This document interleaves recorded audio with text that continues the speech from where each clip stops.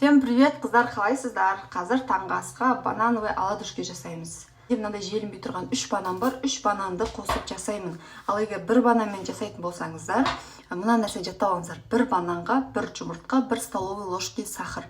3 бананға 3 жұмыртқа, 3 столовый ложки сахар, ал ұнды көз мөлшерімен қоюланғанша қоса бересіздер. Измельчителіңіз болмаса, вилкамен ези салуға болады. Мен просто мынандай бар болған соң тәпіштен жоқ болса вилкамен езіп араластырсаңыз да күшті шығады. Так, енді осыны езіп алайын. Сонда мен ыдыс, дәу ыдыс бар болғандықтан бәрін бір ыдысқа істеймін да, қайта ыдыс, вилка ештеңе болғанмен бәрін осының ішіне жасаймын. Езіп жатырған бананға 3 жұмыртқаны шаламыз. Мына жерде 1 жұмыртқа, мына екіншісі, үшіншісі.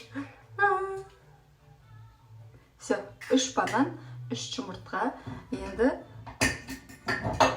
3 столовый ложка сахар. Осыны жақсылап араластырып аласыздар да. Көп шығады бұдан, бірақ тез жеңіп кетеді бұл ше.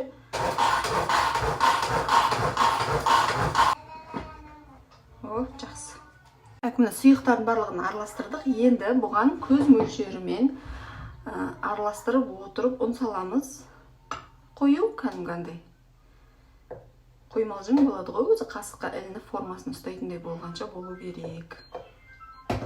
Так, ұн бұған кішкене қасықтың ұшымен тұз. Тұзын кішкене разрыхлитель қосамыз. Пачкасын қосып жүрмейміз. Кішкентай ғана.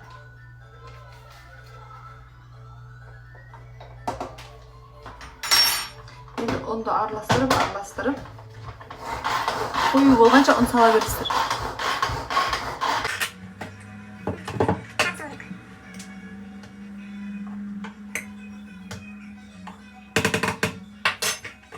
Мен тағы да кішкене 2 қасықтай ұн қостым.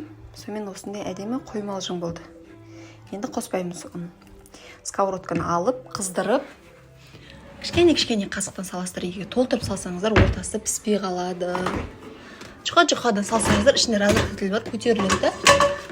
Маленький порциядан піседі, ауыздарына бағалардың күшті кетеді. Так, май қызғаннан кейін мынандай қасықпен алып, қатты қалың қылмай, жұқалап, мынандай байбет жай жіберу керек.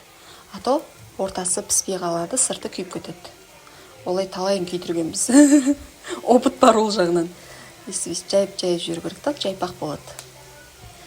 Май бір қызып алғаннан кейін астын баяу отта пісіресіздер. А то тоже самое, сырты піседі да, іші піспей қалады.